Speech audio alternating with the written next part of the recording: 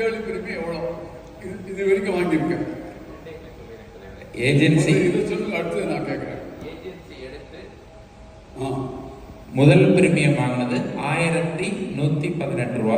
சரி. இப்போ highest premium அப்படிங்கிறது ஒரு நபருக்கு ஒருத்தருக்கு மட்டும் 2 கோடி ரூபாய், அவரோட பிரதருக்கு 1 கோடி ரூபாய், ஒரு ஃபேமிலியில மட்டும் ஹையஸ்ட் பிரீமியம். பிரீமியம் இது வந்து 2 crore premium. Is it single premium or regular premium? Regular 15 years அவரோட கவரேஜ். குழந்தைங்களுக்கு வந்து ஒரு குழந்தைக்கு 20 வருஷம், இன்னொரு குழந்தைக்கு 25 வருஷம். இது 3 பேருக்கு சேர்த்து 2 கோடி ரூபாய் பிரீமியம். அவரோட பிரதருக்கு 1 கோடி ரூபாய் பிரீமியம். 3 கோடி ரூபாய். இது single family premium. Is not a big premium.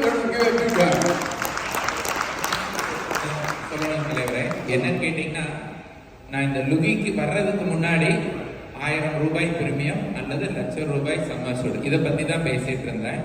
அது வந்ததுக்கு அப்புறம் தான் அந்த லட்சத்துல இருந்து கோடி ரூபாய் பிரீமியம் சம்மர்சூட் கேட்கணுன்ற எண்ணம் ஃபர்ஸ்ட் வந்தது.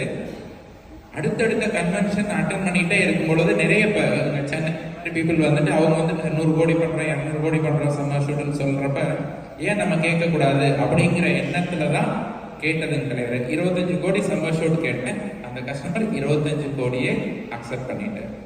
அதாவது லுகிக்கு வருவதற்கு முன்னால் நான் 1000 பிரீமியம் கேட்டுக்கொண்டிருந்தேன். லுகிக்கு வருவதற்கு முன்னால் 1000 ரூபாயில கேட்டிருந்தேன். லுகிக்கு வந்த பிறகுதான் 1000 லட்சமா மாத்தினேன், லட்சமா கோடியா மாத்தினேன். லுகிக்கு வரலன்னா நான் 1000 இருந்திருக்கேன். அதானே? Very good. விரும்பி காட்டுறீங்க. இவ்வளவு பெரிய பிரீமியத்தை கொடுக்கணும்னா ஏதோ ஒரு ஸ்பெஷல் ஸ்ட்ராட்டஜி உங்ககிட்ட இருக்கணும்.